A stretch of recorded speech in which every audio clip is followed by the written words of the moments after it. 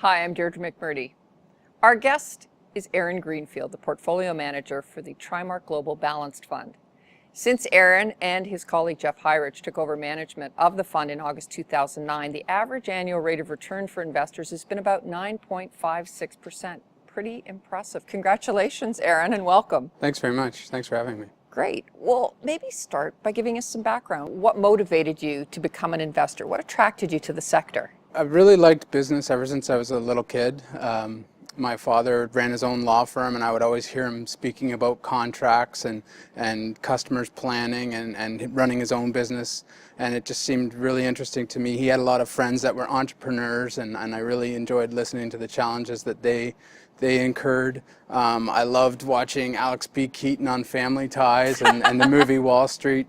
I used to deliver the Globe and Mail, and I can remember reading all the headlines, and I still vividly remember the '87 crash and delivering that newspaper. So that led me into business school, and I became an accountant, and I've loved investing ever since. Now, the Trimark Global Balanced Fund has a mandate to go anywhere, balancing stocks and bonds, but this mandate to go anywhere, what does that actually mean, and how is it reflected in the portfolio? When we say go anywhere, it really means we've got very few constraints, and whenever you take the constraints away from an investor, it increases their chance to outperform. And so what we mean when we say go anywhere is for instance, if stocks are cheap in a particular country like Germany, we can spend our efforts looking at Germany, researching companies in Germany. We don't have to stick to some artificial constraints of having to be in certain geographies. If companies in the healthcare sector are cheap, we can focus our efforts on companies in the healthcare sector.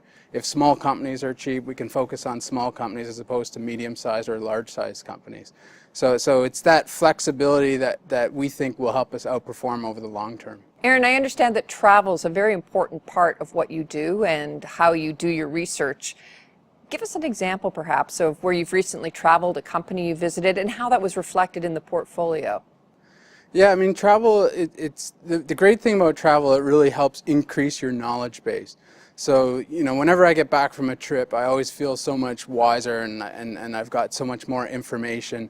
So whether you're going to a conference to see companies you've never seen before, or whether you're going to meet the management teams of the companies we've already invested in, or whether you're doing a site visit to see a manufacturing plant, you always come back just with more information than you had before. So last week I just got back from Hong Kong, where I visited 20 companies. Including about 5 that we already own in the fund. Last year, I went, for an example, I went to Georgia and Alabama to visit the Hyundai and Kia plants. And you may know that we invest significantly in a company called Hyundai Mobis, which is a parts supplier to Hyundai and Kia.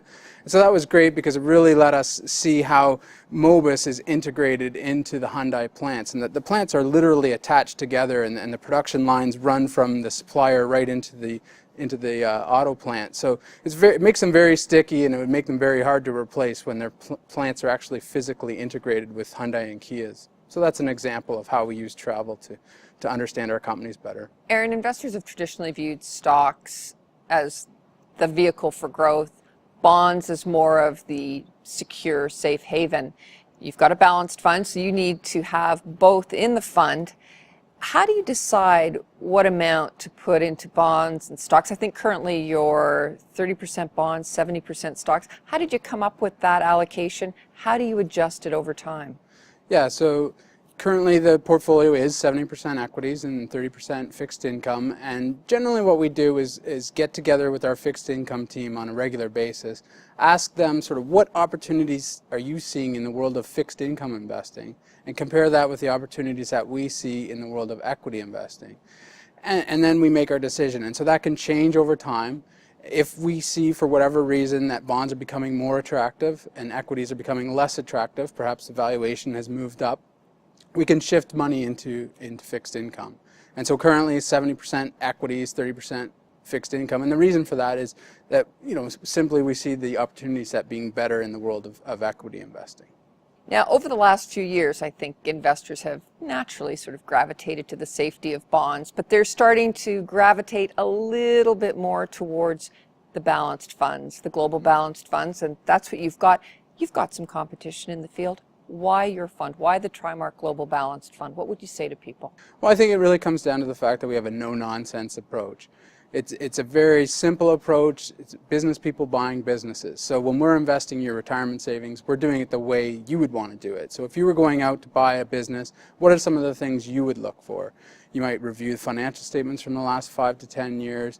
You might come up with some sort of valuation. You might want to interview the management of the company, maybe some of their competitors, and some people who know the company really well. So it's a very no-nonsense approach. We're not flipping strategies one year into a new strategy the next year.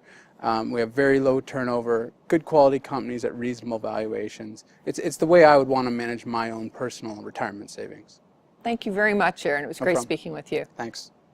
And viewers, if you want to know a little bit more about the Trimark Global Balanced Fund, speak with your financial advisor.